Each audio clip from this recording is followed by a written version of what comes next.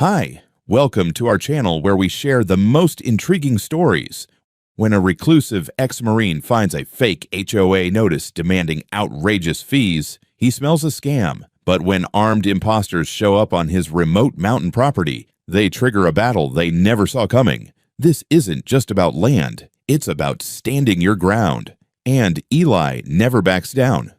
The morning air in the Rockies has a way of biting at your skin, even in early spring. A clean, high-altitude cold that wakes you up better than coffee. I had just finished stacking some split pine near the porch of my cabin when I noticed the paper flapping under the corner of the welcome mat. Out here, 20 miles from the nearest gas station and with a single dirt road connecting me to the world, there aren't many reasons for someone to leave me mail. No postal truck comes up this far, no neighbors, just me, the pines, and the occasional elk. I crouched and pulled it out, expecting maybe a flyer from the county about fire restrictions. Instead, bold block letters at the top read, Aspen Hills HOA Service Expansion Notice. The header had a little logo of a mountain peak and a pine tree, clearly designed on some cheap template. Underneath, in officious language, it claimed that my property now fell within the service jurisdiction of Aspen Hills Homeowners Association. According to the letter, I owed $780 per month to support safety and infrastructure for the community. At the bottom was a single signature, Karen Brickwell, President. No seal, no legal header, no contact for an attorney. I stared at it for a long moment, then snorted. This wasn't just a mistake. This was absurd. My cabin sits on private land deeded back in the 1940s, surrounded by national forest on three sides. There's no way in hell it suddenly became part of a suburban HOA 15 miles downhill. Still, a lifetime in the Marines had taught me to document before reacting. I set the paper on the kitchen table, made a fresh pot of coffee, and pulled out my locked, fireproof box where I keep every scrap of paper about this place. Inside were the original deed, a certified county survey, and a more recent GPS-verified cadastral overlay I'd ordered when I bought the cabin 5 years ago. The boundaries were clear as daylight. My land stood alone. No easements, no association, no shared anything. I photocopied the key pages, wrote a polite but firm refusal, and attached the documents. In my letter, I stated plainly that my property was not under Aspen Hills HOA, had never been under its jurisdiction, and that any attempt to collect fees would be considered harassment. I drove down the next morning to the tiny post office in town and sent it certified to the address on the notice. A week later, the letter came back with a red stamp.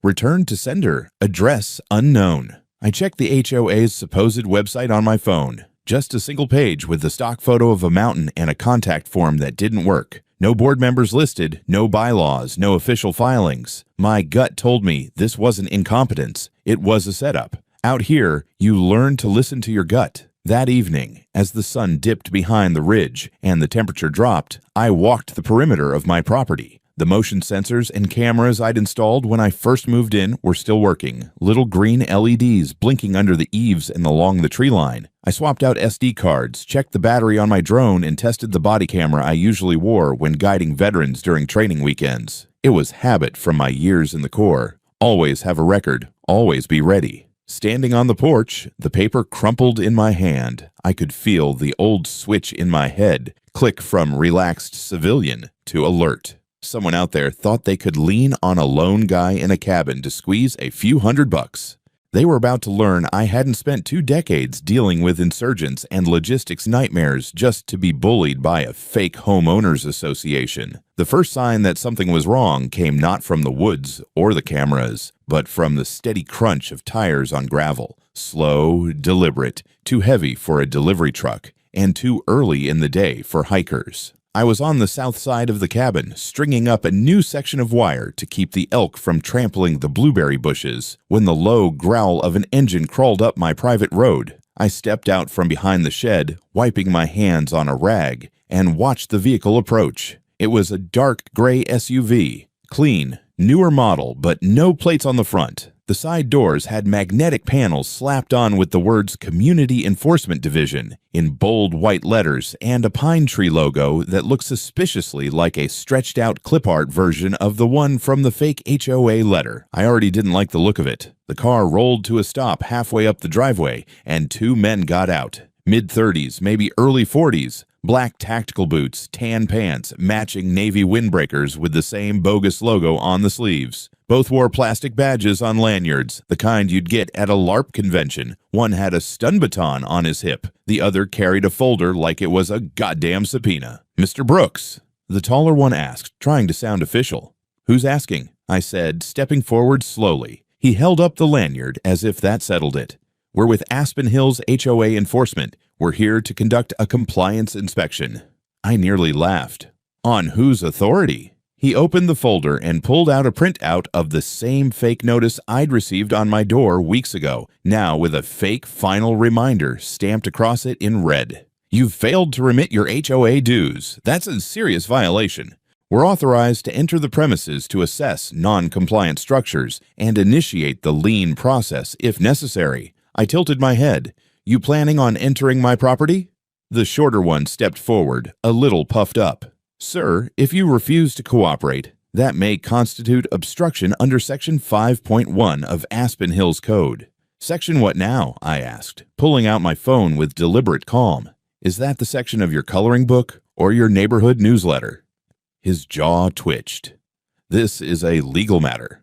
"So's impersonation," I replied. Then I double-tapped my chest. A soft beep chirped. My body camera was on. "Smile for the record, boys. You're being recorded." I took 3 steps forward, made sure their faces and badges were captured, then shifted the angle and photographed their SUV, including the rear, where someone had thoughtfully stuck a temporary paper plate over the normal one. Classy. "Now," I said, pocketing my phone and folding my arms, "unless either of you has a court order signed by a judge with jurisdiction in Gunnison County, I suggest you stop flapping your gums and turn that ugly car around." The tall one tried again. "Mr. Brooks, failure to pay community assessments." "Stop," I cut in. "You're trespassing. You're threatening me with fraudulent documents. And you're impersonating officials. That's a felony cocktail where I come from." They glanced at each other. I could see the hesitation now, the first signs of retreat behind the posture. Good. I let the silence hang just long enough for their guts to start questioning their brains. Then I added casually, "If you're so sure about your legal grounds, stick around. I've got a couple friends dropping by in 5 minutes. Marines. Real friendly guys. You can explain everything to them." That cracked the shell. The tall one stiffened. "There's no need for escalation." "Great," I said, stepping back toward the porch. "Then you won't mind waiting with me. If everything's legal, you've got nothing to worry about, right?" I turned and opened the door slowly, not taking my eyes off them. Inside, I activated the drone with 1 tap, set it to perimeter flight. Then I poured myself a mug of coffee, leaned against the railing, and watched them squirm. They didn't leave, not right away. But they also didn't move. The tall one made a show of checking his phone, pretending to look important. The shorter guy started fidgeting with the fake badge, clearly regretting life choices. Then I heard it, the unmistakable sound of a diesel engine growling in low gear. My gate swung open wide as the black Suburban came crawling up the hill, mud splattered and dented like it had just come back from a raid. It wasn't fast, it wasn't flashy, but it had presence. Inside were Cale and Ryko, 2 of my old unit brothers here for a weekend of tactical field training. They were early. The moment that Suburban crested the rise and stopped just behind the enforcement SUV, I saw it. The exact second the officers realized they had stepped into the wrong goddamn movie. Cale's Suburban rolled to a slow, deliberate stop, engine rumbling like a low growl in the cool mountain air. The sound alone was enough to draw both enforcers into stiff little statues beside their SUV. Cale killed the engine, and for a moment, the only noise was the creak of my porch steps as I came down to meet them. The doors of the Suburban swung open, and out stepped Cale and Ryko, both of them still carrying themselves with that relaxed alertness you only see in veterans who've done too many deployments to count. They wore plain cargo pants, boots crusted with road dust, and heavy rucks slung over one shoulder each. No uniforms, no weapons visible, just the unmistakable presence of men who've been in places these 2 imposters couldn't even pronounce. Cale glanced at me, then at the 2 officers, and his mouth twitched in a grin. "Morning, Eli," he said, voice easy. "We're early." Rico dropped his bag by his boots and stretched, cracking his knuckles. "Traffic was light," he muttered. The taller fake officer's eyes flicked to the rucks, Then to Cale's forearms, cords of muscle under the rolled-up sleeves, Marine Corps tattoo still clear even after all these years. His partner shifted his weight, like a man suddenly remembering an urgent appointment elsewhere. "Gentlemen," I said, motioning between them, "these fellows are from something called community enforcement. They were just explaining to me why they're on my property without a warrant." My tone was conversational, but the air between us had gone dense, heavy. Cale raised an eyebrow. "That's so." He took one slow step closer, boots crunching on gravel. "You boys with the sheriff's department?" "Yeah, I don't recognize those badges." Rico walked past the SUV, casually circling to its rear. His phone was out, camera already on, recording the plate and the magnets on the doors. The shorter fake officer cleared his throat. "We're with Aspen Hills HOA, authorized to—" He stopped when Cale's gaze met his. Not hostile, just steady, like a man looking through you, past you, measuring angles and exits. "Authorized to what?" Cale asked softly. "Trespass on private property. You carrying paperwork signed by a judge." The taller one tried to salvage authority. "We're here on legitimate business. This resident owes—" Rico cut in with a dry laugh. "Resident? This man's a veteran, and this is his land. You're about 100 miles out of your lane, partner." He held up his phone so the camera lens faced them. "Keep talking. I like a good recording." That did it. The shorter man's jaw clenched, and he started backing toward the SUV. The folder he'd been clutching slipped in his sweaty grip, spilling fake invoices onto the gravel. Cale stooped, picked one up, and glanced at it. "Looks like Monopoly money," he said, handing it to me. "You're going to want to hang on to these." The taller man muttered something under his breath and turned on his heel. "We're leaving," he said to his partner. "Now." But his partner had already bolted, literally bolted, down the embankment into the tree line, crashing through underbrush like a deer in hunting season. Cale raised an eyebrow. "Guess he doesn't want to stick around for the Q&A. I stepped back up onto the porch and tapped the control pad of my drone. With a quiet whir, the quadcopter rose from its charging cradle and zipped into the sky. Camera pointed straight at the fleeing man. On my phone screen, his heat signature glowed as he stumbled downhill, tripping over deadfall, still in full view. Rico snorted. "Real professionals." The taller man jumped into the SUV, slammed it into reverse, and tried to turn around on my narrow drive, tires spraying gravel. Cale just stood in front of it, arms crossed, not moving. No threat, just a big, immovable, marine-shaped obstacle. The driver hesitated, eyes flicking from Cale to me to the camera in my hand. Then he gunned it down the road backward, nearly clipping his own bumper on a pine, and fish-tailed out of sight, leaving a trail of dust and embarrassment behind. I watched the drone feed as the runner scrambled out to a logging road and disappeared toward the highway, still being tracked. The footage streamed automatically to a secure cloud backup. Good. Evidence. Cale came up beside me, looking at the retreating dust cloud. "You weren't kidding," he said. "That's some HOA." I handed him one of the fake invoices. "More like a shakedown crew." Rico whistled low, pocketing his phone. "You want us to stick around?" I nodded. "Yeah. I've got a feeling this is just the beginning." I saved the drone footage, made a mental note to print stills of the faces and plates, and poured us all coffee on the porch. The mountain air was crisp, my cameras were still rolling, and the silence that followed was no longer peaceful. It was the kind of silence you get before a storm. The next morning, I sat at my kitchen table with a strong cup of black coffee, rewatching the footage from the drone. The night had been quiet. Too quiet. And that usually meant someone was out there hoping I'd go back to sleep and forget the whole thing. But I don't forget. I file. I tag. I log.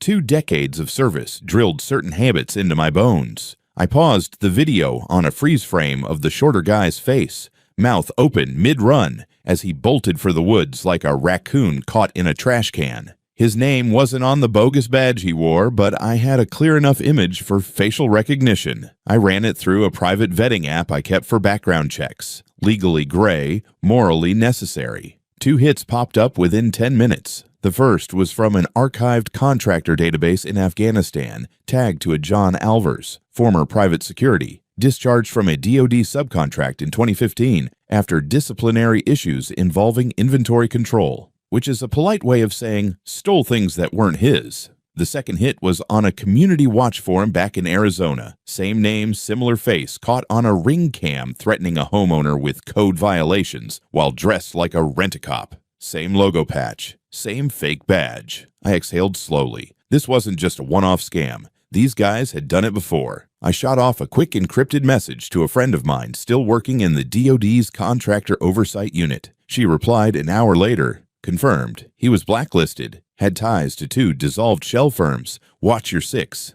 Copy that. Meanwhile, Rico was on my porch using his tablet to overlay our property coordinates with county land parcel records. Here it is, he said, tapping the screen. Your lot is completely independent. No overlapping zoning, no municipal easement, and certainly no HOA boundaries. He grinned without humor. You're so far off grid, they'd need a helicopter and divine intervention to regulate you. Cale walked in from the workshop, holding the laminated deed I'd printed years ago. We could frame this and staple it to your mailbox. I smirked. I was thinking billboard. By midday, I was ready. I sent a full package. Photos, video, fake invoices, plate numbers, body cam audio, and the drone footage to the Gunnison County Sheriff's Department with a cover letter marked Formal Complaint, Fraudulent Enforcement Activity on Private Land. I included my full documentation, notarized deed, parcel map, and a statement under oath. 24 hours passed.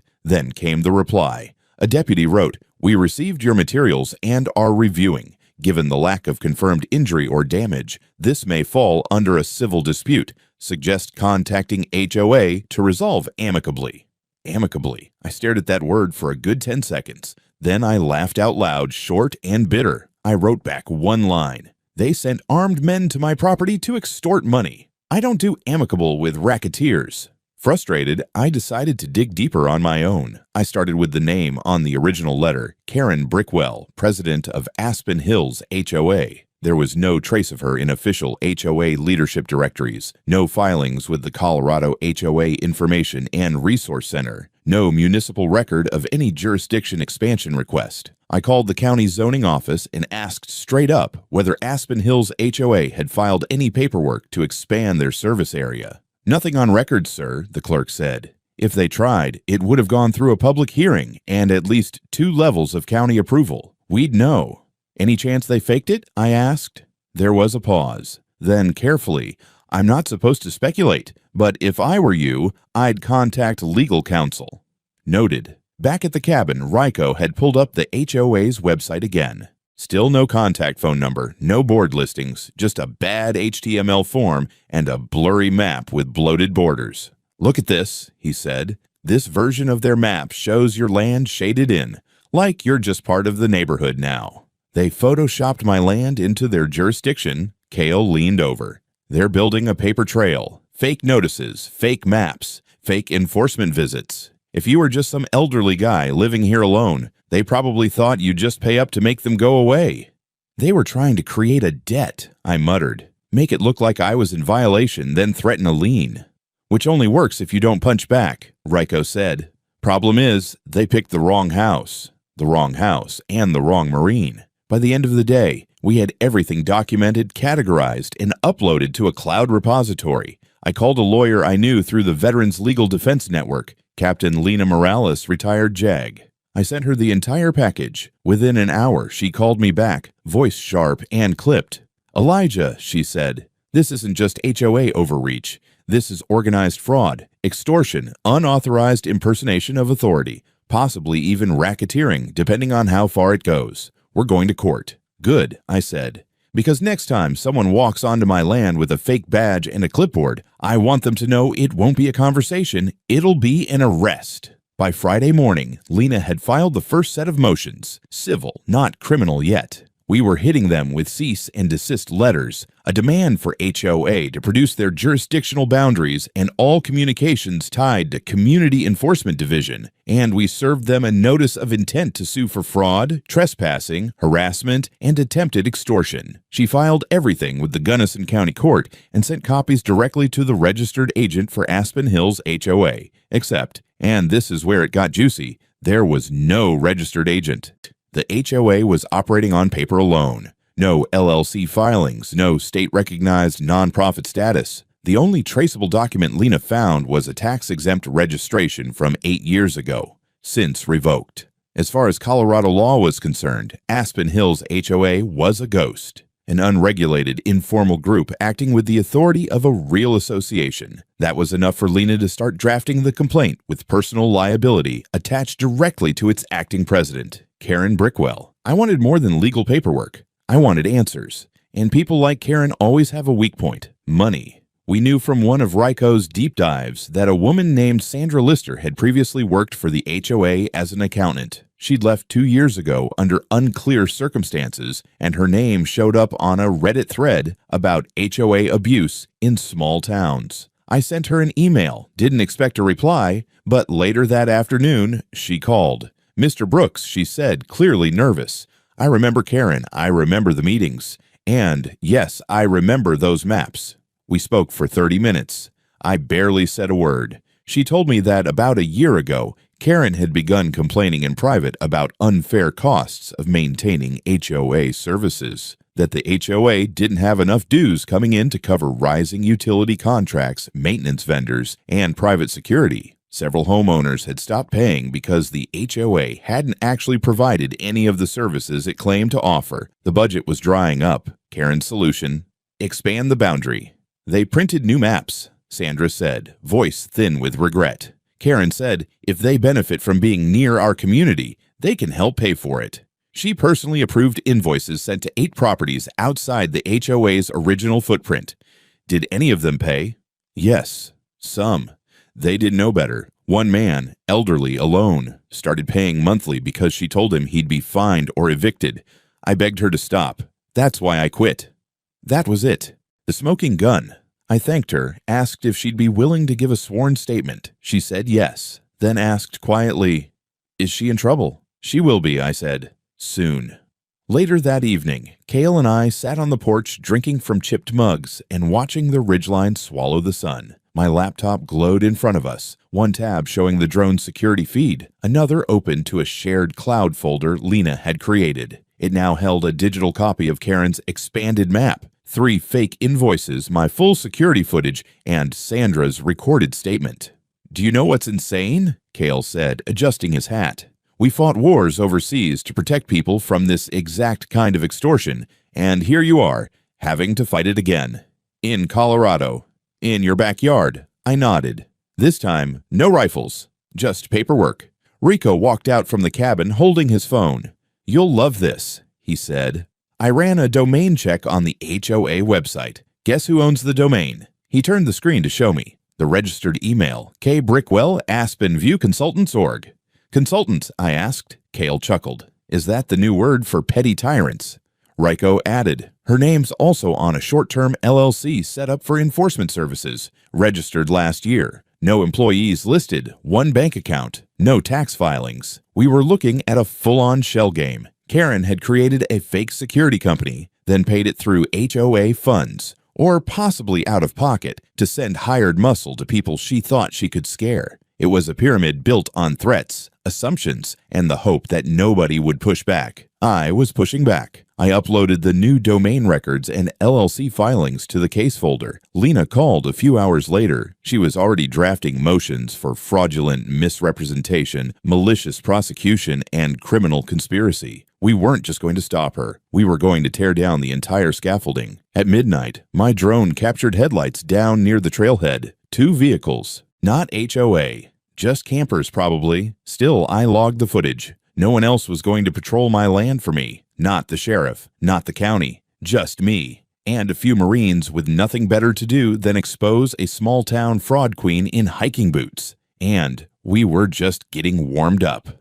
Monday started with a knock on my gate. A real knock, not some HOA foot soldier trying to play mall cop. It was a deputy from the Gunnison County Sheriff's Office. He was alone, polite, and noticeably uncomfortable as he handed me a folded sheet of paper. "This came through our admin office this morning," he said. "I'm supposed to give it to you directly." I unfolded the paper.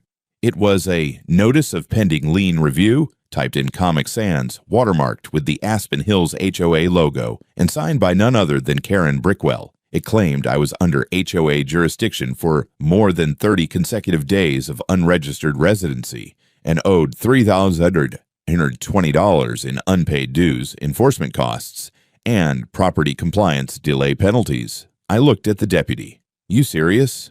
He shrugged. "We know it's bogus, but protocol says I still have to deliver it. Off the record, half the office thinks Karen's off her meds." "Appreciate the honesty," I said, "and the delivery."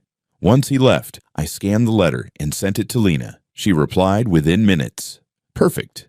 That's impersonating a government process. I'm adding it to the fraud charge." By noon, Lena had filed an emergency motion for injunctive relief, a temporary restraining order to block the HOA or its agents from contacting me, entering my property, or representing any claim of jurisdiction over my land.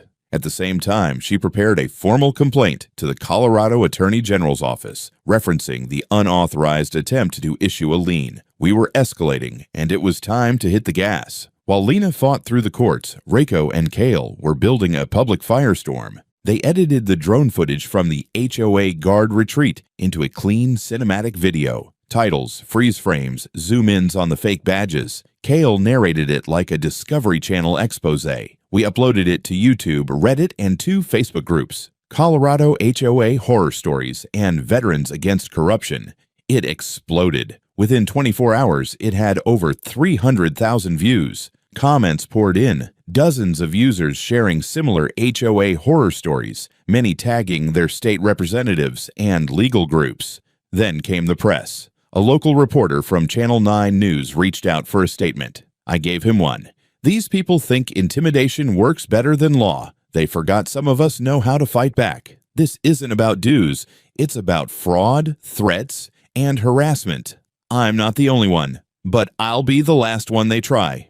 He included that in his segment, which aired that night at 6 p.m. It showed the footage, my statement, and a drive-by of my mountain property. The HOA refused to comment. The next morning, a different kind of car showed up at the trailhead. Black SUV, no plates, no HOA logos. It idled for 30 minutes, then left. The camera picked it all up. We weren't sure if it was Karen's goons, media, or just nosy hikers who'd seen the news, but I wasn't about to be caught off guard. I called an old friend in Fort Carson, a combat instructor named Vic. I told him what was happening. He laughed and said, "Give me 6 hours."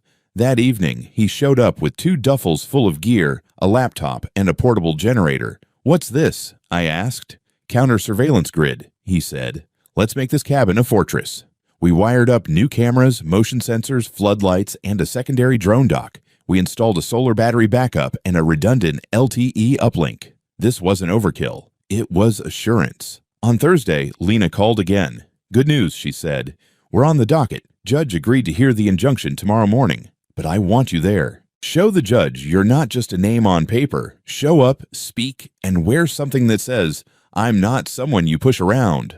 So I did.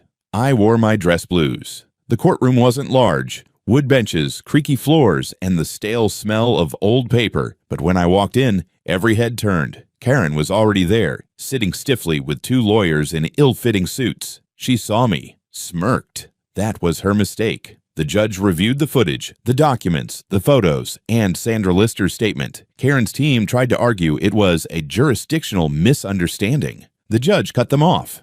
"You sent fake enforcement officers to a veteran's property with stun weapons and fake debt claims," he said. "And you continued correspondence even after receiving his deed and cadastral exclusion." By the time the judge issued the temporary injunction, I saw Karen's smirk turn to a tight line of panic. "This court," the judge added, "takes attempts at fraudulent liens very seriously. Expect follow-up." I nodded once, thanked him, and left the courtroom. Kale was waiting outside, camera in hand. "Smile," he said. "That footage just bought us 3 more sponsors." I didn't even get a full day to enjoy the temporary injunction. By Saturday morning, I received a text from Sandra Lister, the county clerk. "Elijah, you need to see this. HOA just submitted an amended jurisdiction map for official recording, claiming your parcel is now under their control via Emergency Infrastructure Expansion Act 2022. Total garbage, but they're trying it." I stared at the message, then laughed bitterly. Karen was doubling down. After being publicly humiliated, legally restrained, and caught on video, she still had the audacity to forge her way around a judge's ruling by filing a fake expansion claim. They had scanned a fraudulent legislative document, gave it a fake bill number, and attached a colored overlay map showing my land as part of the HOA. It was a classic move. If you can't beat the law, drown it in paperwork and confusion. This wasn't just harassment anymore. This was criminal conspiracy. I forwarded the message to Lena. Her reply came in seconds. "That's a felony. I'm filing charges for submission of forged government documents. Forward me the map and timestamp." But I had a better idea first. Ryko launched the drone again.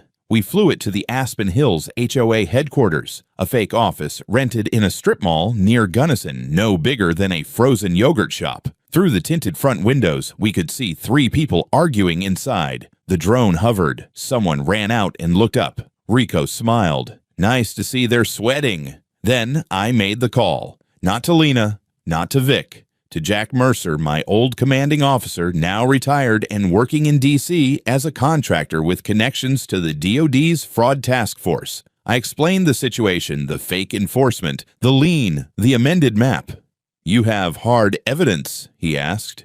"Everything's recorded, including an attempted fraud filing with the county clerk." "Good," he said.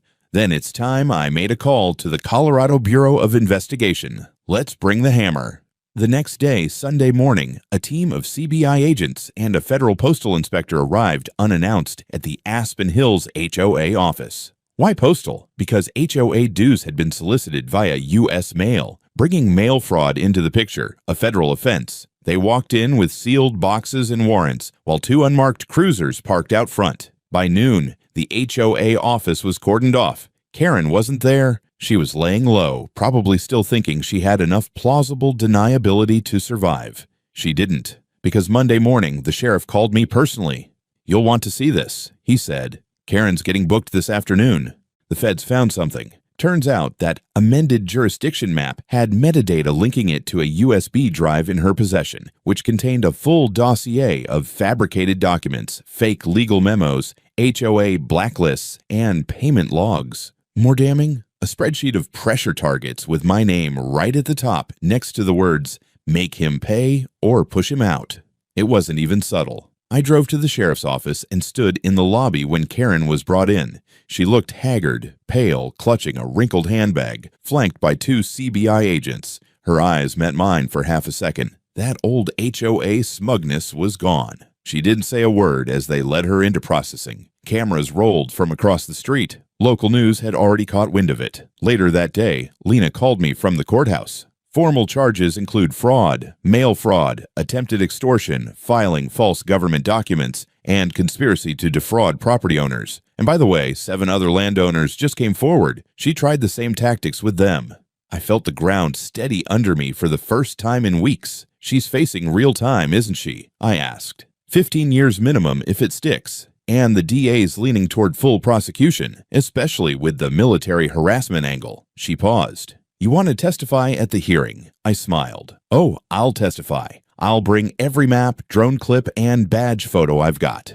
By nightfall, the video of Karen's arrest was already viral. Kale edited it together with the original HOA guard chase video, added dramatic music, and a fake Karen the Final Chapter movie trailer voiceover. Over 1 million views in a day. Sponsors started contacting Kale about licensing rights. I told him to donate all ad revenue to veteran legal defense funds. Tuesday morning, a temporary board announced the suspension of all HOA operations pending legal review. Residents of Aspen Hills woke up to flyers on their doors stating that the HOA had entered a restructuring phase. Translation, it was dead in the water. That night, I stood on the porch of my cabin with Ryko and Kale. The forest was quiet, stars overhead, our perimeter sensors blinking a peaceful green. No more fake guards, no more false debts. Just the sound of wind in the trees and the low buzz of a security drone making its round. We didn't talk much. We didn't have to. They scheduled the hearing for Friday morning at the county courthouse. It wasn't a trial yet, just the arraignment and the first evidence presentation. But I came prepared like it was the final battle of Fallujah. I walked in wearing my best service dress, ribbons intact, a black binder tucked under my arm labeled Fraudulent Acts by Aspen Hills HOA, Exhibit Index 1 through 34. Lena met me at the door with a confident nod. She wore a charcoal gray blazer that probably cost more than my truck and had that gleam in her eyes that said, "We're not just winning, we're burying them." The courtroom was packed. A dozen local homeowners who'd also been targeted were sitting in the audience, some holding printed invoices from the HOA, others gripping letters they'd received under threat of property inspection. Reporters sat in the back row. Cameras weren't allowed inside, but everyone knew this was going to hit the news. Karen sat at the defense table, pale and visibly trembling, her court-appointed attorney whispering something into her ear. She looked nothing like the smug woman who once sent fake guards to my cabin. Now she was just another fraud in a chair hiding behind paperwork. The judge entered, a no-nonsense woman named Judge Alvarez, former JAG, now civilian court. She cut through the preliminaries like a buzzsaw. Lena stood up and laid it all out, calm, sharp, precise. The defendant attempted to illegally annex non-HOA parcels using a falsified expansion map, knowingly submitted forged documentation to the county registrar, and contracted unlicensed individuals to pressure landowners into paying unlawful dues. We have video evidence, chain of custody timestamps, and metadata tying these actions directly to her personal devices. Then it was my turn. I took the stand, swore in, opened my binder, and walked the courtroom through the entire ordeal, from the fake notice taped to my cabin door, to the enforcers with rubber badges, to the drone footage of them fleeing like rats when Kale and Ryko showed up. I even showed the judge the copy of the Emergency Infrastructure Expansion Act that Karen had tried to file, complete with a non-existent bill number and legal language ripped from a Wikipedia article. The moment that cracked the room, when I read out loud the spreadsheet from Karen's USB drive, the list of pressure targets, the dollar amounts, the risk assessment column. Judge Alvarez looked over her glasses and said, "Ms. Brickwell, do you dispute the authenticity of this document?"